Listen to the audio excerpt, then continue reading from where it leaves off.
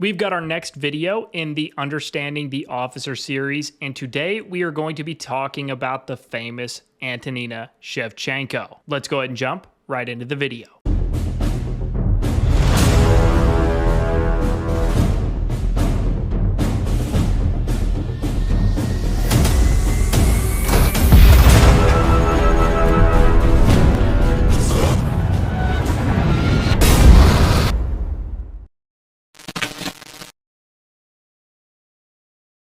Welcome back. I hope you are all doing wonderful. I am really excited for this video. Antonina is, if not the most recognizable officer in Warpath, she's easily one of them. But before we jump in and start talking about Antonina and all of her pros, her cons, potential pairings, and my thoughts and opinions on her, make sure you like this video, subscribe to the channel if you are not already so you don't miss any future uploads.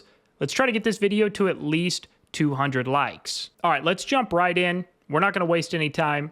Let's get right in and start talking about Antonina Shevchenko. The biggest question that we have to ask ourselves, because it is 2024 now, we have just completed our 3rd year anniversary of Warpath. Warpath came out officially, the official release for Warpath was all the way back in March of 2021. Fast forward now to April of 2024.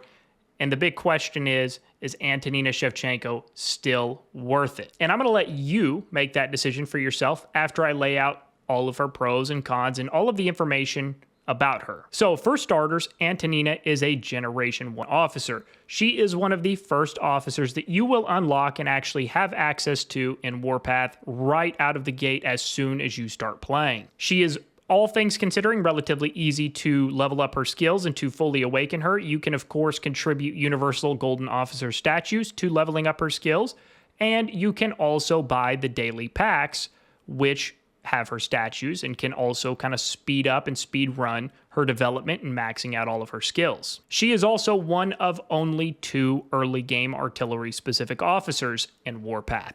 Her and Eruptor are the first 2 specific artillery officers that you will have access to and that you will be able to use. Now let's talk about her pros. And simply put, she is just easily one of the best artillery officers in the game.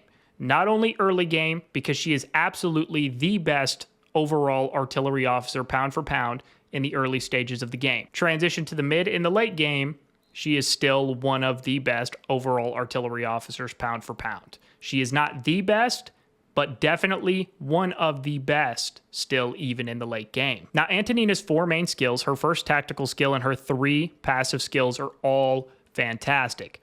But those are not even what sets her apart and what not only helps her survive the test of time, but what also keeps her at the top of the list always in terms of artillery officers.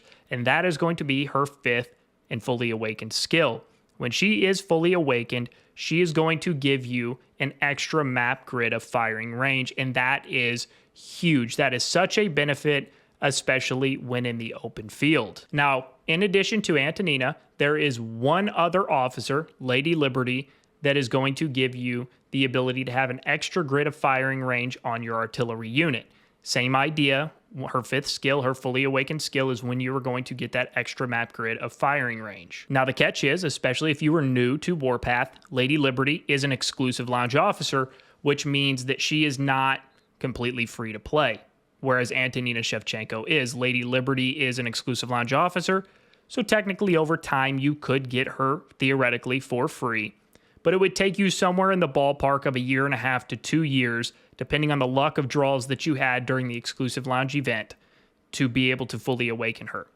So just generally speaking, if you wanted to get her and you wanted to get her in any kind of meaningfully fast manner, you would have to invest money, whereas if we talk about Antonina Shevchenko, you can get her for completely free using just golden officer statues and by purchasing daily packs. But outside of those 2 officers, those are the only 2 officers currently in Warpath that offer you an extra grid of firing range. And that extra grid is so helpful, especially like I said, in the open field. If you have both of them awakened at some point, great. That gives you so much more versatility and kind of ability to be, you know, selective, or to be able to kind of mix and match different officers with them to try out in the open field.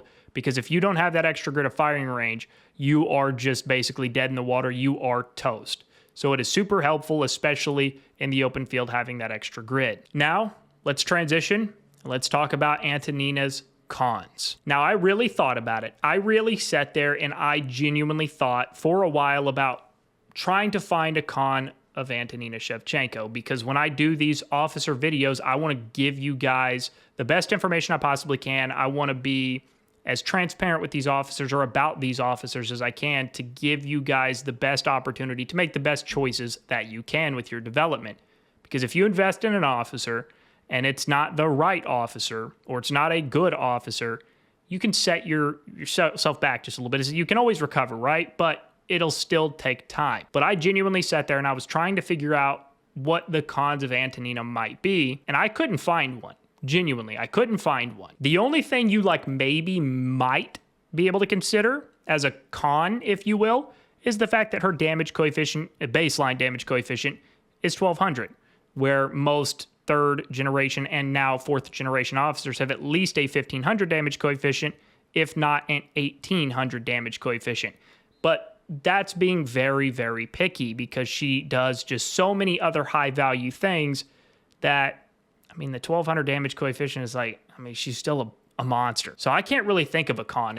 If I had to pick just one thing and just absolutely scrutinize her, I would say the damage coefficient would be the only possible thing that I could say would be a drawback. But outside of that, if you have any other, I wouldn't even say suggestions, but if any of you veteran players have any other thoughts on what might be a drawback to her, I would love to hear that in the comments, but I couldn't think of anything, and I've had a lot of experience in the game. I've played for over 3 years. She's just really good. It's just plain and simple. Now I want to transition, and I want to talk about possible officer pairings that go really well with Antonina Shevchenko. What other artillery officers can you use with her that are really good? And to be fair, the short answer is pretty much every officer is going to go good with Antonina. It's hard to, she's just so universally talented that it's hard to find an officer she doesn't do well with, but there are a couple, depending on the situation you're in and what goal you're trying to achieve, that would make a little bit more sense. The first officer being Argent Flame. Argent Flame is an absolute monster. He does a ton of damage.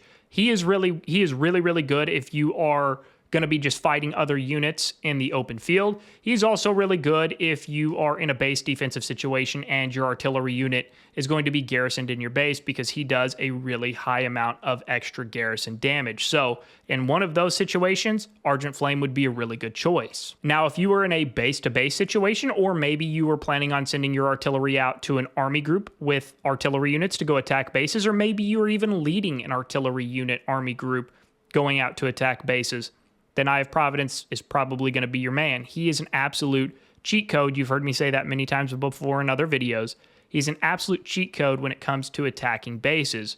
So having him paired with the benefit of the extra grid of firing range on top of the extra skill damage and things like that, that Antonina is going to provide, that's a pretty solid combination when we're talking about going after bases specifically. Saber of the Nation is another good option. His big draw is his fully awakened skill, which has a 30% chance to instantly activate the Saber of the Nation tactical skill, which is a monster skill. So this is geared mainly towards kind of open field fighting. You know, you could have some benefit out of him in a base defensive situation, but definitely more of an open field style pairing. Saber of the Nation is going to be a good option there. And then Stinger Fist, which is one of the newest Generation 4 officers in Warpath, is also going to be a great option. He is still so new that not a lot of players have him fully awakened, but he does provide a lot of value. He's got a really high damage coefficient. He does some garrison damage as well as provide some extra base benefit with his balanced skill, his third skill. So Stinger Fist is also a really good option